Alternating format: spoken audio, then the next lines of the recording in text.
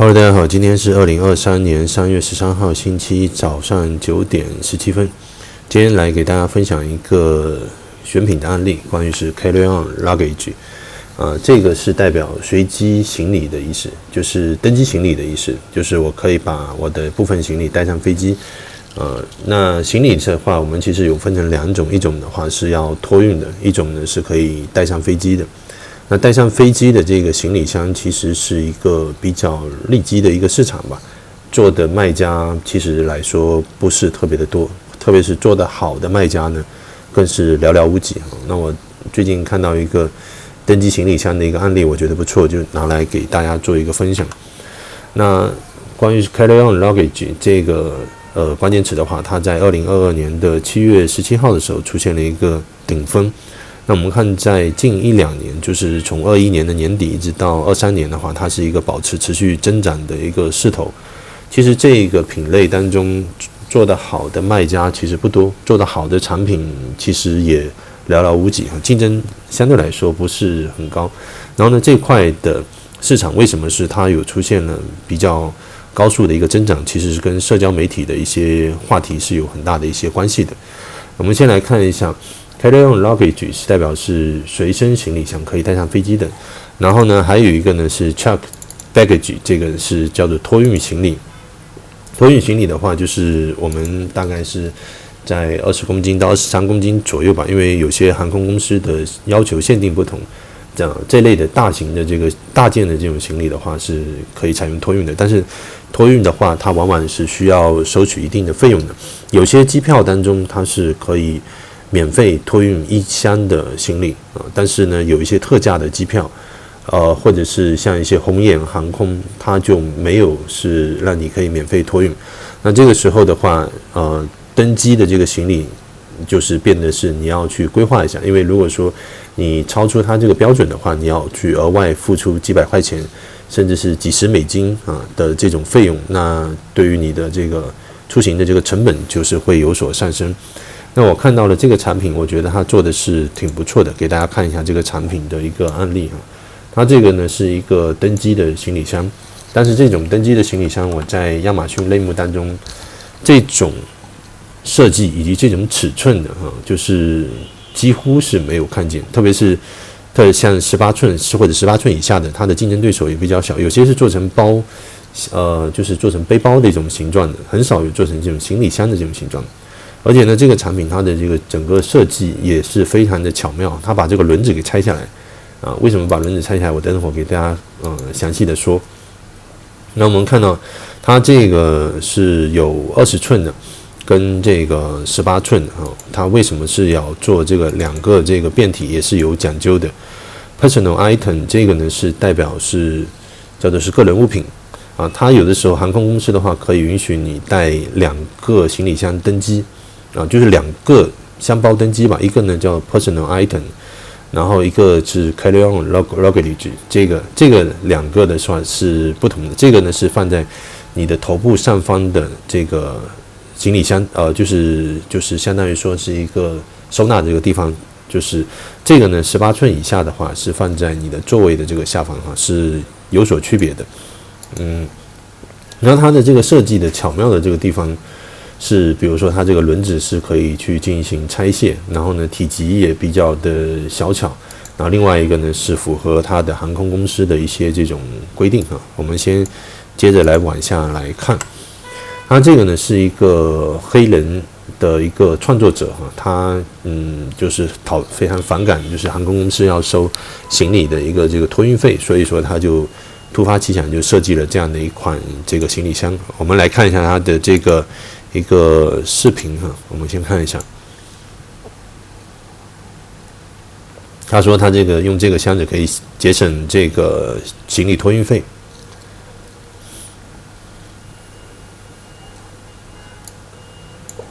体积非常小巧，符合美国的大多数航空公司的一些规定。然后它的轮子可以拆，可以放在那个座位的下方。从远处看，其实它就像一个小小的背包一样的。然后呢，有 TSA 的这个海关锁，这个呢，它的视频在 TikTok 上面的热度很高哈，就是转发、传播量、点赞量都很高。然后我们再来看一下，还有呢是什么样的方式可以节约这个登机的一个或者是行李托运的一个运费呢？在 TikTok 或者社交平台上面，以及说 YouTube 上面的话，它有一个叫做 Pillow Hack 的这个一个关键词，这个标签，这个是代表什么意思呢？这个是它可以把一些衣服啊、T 恤啊，或者是一些这个就是柔软的一些东西吧，放到了这个整套当中去。然后它把这个塞到整套当中去以后，我给大家看一下这个视频，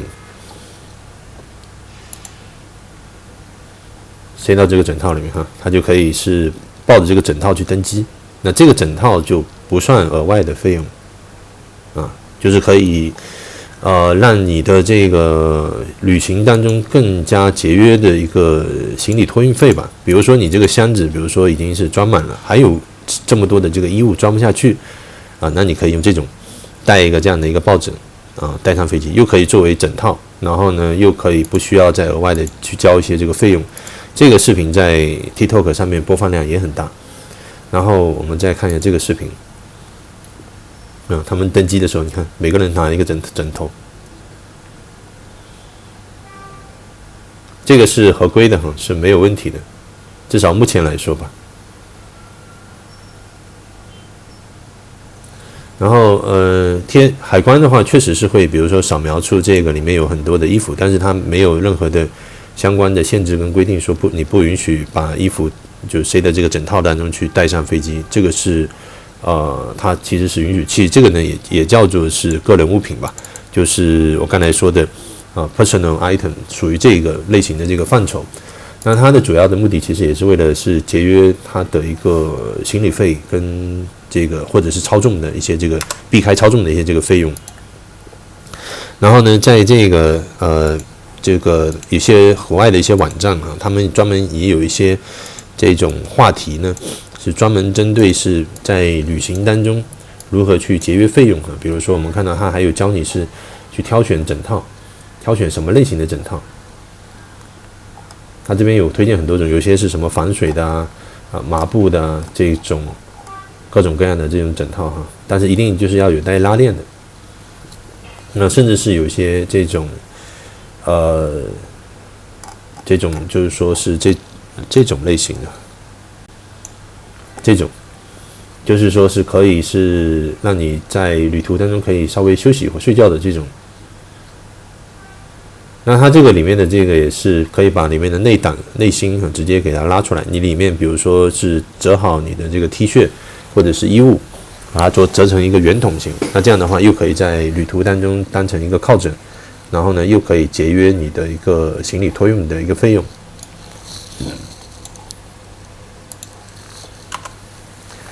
然后但是呢，我看到很少的卖家呢有往这个方向点去出发考虑哈。其实这个在北美市场的话是流行度是很高的，就是你的这个产品的设计跟功能设计的话是能够帮他们是节约这个一个行李托运的费用。那在这一点上面作为卖点的话，其实你会比你的竞争对手会更加有吸引力跟转化率吧。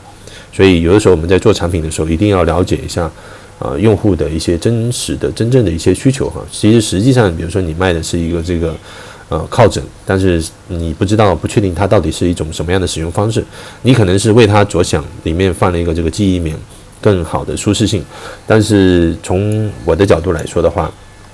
有些人他可能不需要里面的这个就是一个里面的记忆棉的一个内芯，你完全可以卖它一个整套就是一个外壳。这个外壳的话，你设定的功能，比如说更加的方便拿取里面的这个衣物然后它平时看上去又像是一个靠枕。那这样的话，其实你的产品卖点就会很强，而且你的体积物流的费用也会有所这个下降。你的整个售价的话也会更有市场的竞争力。我们看它这个产品，它的 FBA 的这个售价运费是大概是 7.49 然后售价是 24.99 如果说你现在是卖这一款，然后呢你打一些就是他们会去搜索的，比如说是这种跟航空公司行李相关的这种类型的关键词的话，它可能搜索到你的时候，它就会很愿意去购买。这个又是另外的一个受众群体的一个差异化的一个运营方式。然后呢，在北美其实是有很多的航空公司，你们可以自己去通过线上去进行查询。查询之后呢，你们就会发现有一些特价的一些机票。特价的一些机票的话，它其实是不含托运行李的这个一个服务的。然后呢，但是呢，它可以随机的登机的时候可以带两个箱子嘛，一个比如说是一个包，然后一个呢是一个小箱子，这个它都有一个尺寸的一个要求，比如说这个是51乘以40乘以23，这个呢是16乘以33乘以43的这样的一个要求。而且呢，在美国很多的这种航空公司它的给大家看一个视频，很多航空公司对于是它的那个登机的那个箱子或者是那个重量也有一定的这个要求。先看一下这个视频。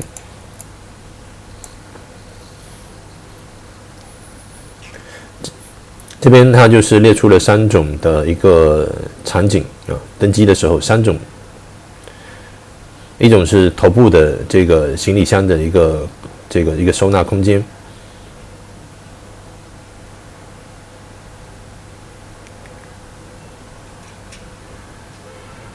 然后第二个呢是在座位下方，这个呢我在国内看到的非常非常少。我们国内的用户好像很少把行李放在这个座位的这个下方这个位置。然后这个是比如说一些衣服什么可以放在这个前方这个位置这3种。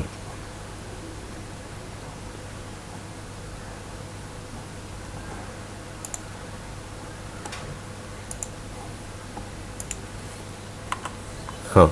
那你所购买的这个机票的这个票价会决定了你登机的时候可以带大概是哪些重量的这个物品，然后它的这个体积尺寸的话也有一些的区别，有些呢我们会看到是大概是17乘以6乘以13，我们刚才那个箱子的话它是18，其实有大多数航空公司是可以支持到18的，但是也有部分的航空公司它可能只能是限定在17，这个跟目的地的国家也有关系，比如说澳洲或者欧洲或者美国或者是加拿大航空公司地方不同的话，它的限定也是会有一定的这种要求。那在这个市场里面，我看到目前是有在做18的，但是呢，好像还没有看到有17的，可能有15的，15寸的，15寸的那个是就是那种背包状的那种结构，我不是特别的喜欢。但是这种我们今天所看到这种是行李箱这种形状的，目前我只看到18寸，所以说其实还有蛮多的一个市场空间值得去认真去研究，就是如何去帮消费者去节约这个托运行李的一个运费，这其实就是一个很好的行李箱开发的一个产品功能的一个方向。然后呢，在美国或者是在欧洲的一些机场他们会有这样一个东西，这个东西在我们国内我是很少看到，或者是我应该说我几乎是没看到吧。然后它这边是可以把这个箱子呢放进去然后去对照，就是你到底是符合哪一种类型的规格，比如说你是属于是 personal item 或者是 carry on， 这个 carry on 就是头顶，我刚才说的它有这个箱子的一个虚线，你把箱子放进去之后就知道你到底合不合规。那它的这个箱子的话是有包含上方的这个把手跟下方的这个轮子全部都包含在内。你如果下方有轮子的话，会有一个缺点是什么呢？就是你太高的话就不符合标准，所以说它为什么是要把轮子做成拆卸的，就是尽量是让它体积是符合这个标准，那你在有需要的时候它再把这个轮子给它拿出来给它装上去，所以它这个是一个快拆快装的一个这个轮子。所以这个其实在设计这个包的时候就变得是很重要。但是目前市场上我看到可以拆卸轮子的我看到的只有它这一款，其他的全部都不能做轮子的拆卸。所以说这个卖家他在设计行李箱的时候基本上已经是考虑到非常准确的一个用户需求了，就是说能够帮他们去节约一定的行李托运的一个运费。那我这边列出的这个尺寸呢是18乘14乘8这个上面也有，这字比较小就18乘14乘8，但是呢不同航空公司其实是标准不一样，等等我会给大家看一个这个表格。那 personal item 其实在亚马逊上面的相关产品也是卖得很好，但是他们大多数都是卖一个行李包的这种类型的这种产品作为解决方案。那 Personal Item 我们看到在近期的36个月的时间之内它的搜索趋势增长也是非常非常的迅速，跟我们的 Google 趋势上面的数据增长几乎是可以保持一致吧，就是2022年7月份左右的时间出现了一个需求的暴增，一直延续到现在2023年在未来的时间，现在因为疫情现在大家都开放了嘛，所以变成是旅游行业应该是在未来一个会高速增长的一个行业吧，至少说会有比较强的一个复苏，所以说行李箱包这块倒是说是非常适合去进入的一个品类，而且国内其实做行李箱包的工厂卖家也是比较多，之前就有好几个同学有在问我这块的产品到底要去怎么样去做产品方向的设计。然后呢，美国的一些航空公司这边是北美的航空公司，他们所列出的一些这个尺寸的要求，有些呢是没有具体的 personal item 的一个尺寸的限制，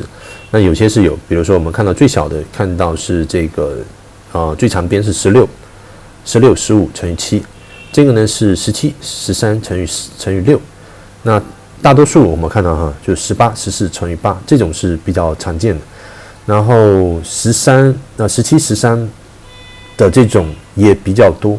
那航空公司会有这样不同的这个限制的话，就是会意味着其实是不是可以做一款就是说尽可能满足绝大部分航空公司的一个体积的这个要求的行李箱可以去重点去考虑一下这个体积限制的这个一个需求吧。那目前刚才给大家看的类家，其实目前还不能适合就是绝大部分的这种航空公司。那还有欧洲航空公司的话，他们的限定的话跟北美航空公司又有一点不同。他们的 personal item 的尺寸的话，我们看到这个有些小的是13乘10乘以8，那大多数是16 12 6这种比较多，那也有一些是16 12 4所以如果是做的话，做成16 12 4，那你应该可以满足绝大部分的这个场景但是如果是比如说是做成我看一下这个不行，这个是15 12 8，反正尺寸就各种各样。如果要做成一个绝大多数都可以通用的话，那16 12 6相对来说是可以满足绝大部分的这个尺寸，或者是到时候可以去做一些这个变体，也是可以，也是一种方向，就是做不同变体的这个 personal item 的这种小的这种箱子。然后personal item 的话，通常来说都是会放在那个座位的下方，然后carry on 这个的话是放在这个座位的这个上方。然后这边它是北美航空公司的一些限定的一些要求，它这个呢是22 14乘以9，这种箱子的话就是绝大部分的我们的亚马逊上面卖家会卖的一种尺寸，从20寸到22寸左右吧，绝大部分的卖家都是在卖的，所以我觉得这种产品就是它的竞争性以及就会比较激烈一点。但是如果说是 personal item 的这种18 14乘以8这种的话，就选择的空间就非常非常的少，所以这是一个利基市场的一个机会，而且很多的买家他们对这个都是有这种需求，至少你可以帮他省钱嘛，所以他其实飞行，比如说飞个3、5次就可以把这个箱子的钱可以省出来，或者是1、2次就可以把箱子钱省出来。然后我也有看到一个在北美有一个专门做迷你的行李箱的一个网站，这个网站他们里面有一些行李箱体积非常非常的小，我个人觉得是做的是挺精致的。我们看一下，比如说是像我打开一下，有点慢它这边就有分很多的尺寸，比如说我们看到16 20乘以22大的我们就基本上不看了，我们看一下16的，看一下小的，这种是迷你的。但是呢，这个它的设计呢，也有一定的这个缺陷。我刚才说了轮子轮子其实是可以是把它给它省略掉的话，你会有更多的一个空间，因为它的计算方式是从你的拉杆最高的部位，然后以及到你的轮子，所以说如果把轮子去掉的话，空间又会多出来很多。还有一个上方的这个提手把手拉杆，能不能是比如说是能够凹进去一点？那它这整个体积的话，会利用率会更高一点，所以这个箱子还有蛮大的一个设计的一个这种空间吧。所以呢，这个行李箱这边，其实我个人觉得，如果你深入去研究的话，是有蛮多的东西是可以值得你去开发、去挖掘的哈。然后今天的这个课程基本上就是介绍一个这个产品的一个方向，就关于行李箱的。然后在我们的这个 CN Studio 的这个官网上面，其实还有很多是关于选品的一些这个分享啊，有兴趣的话可以去我们的官网上面去看一看 cnstudio.com 啊。好，那这个就是今天的课程内容。今天是2023年3月13号星期一上午9点37分啊，谢谢大家观看，拜拜。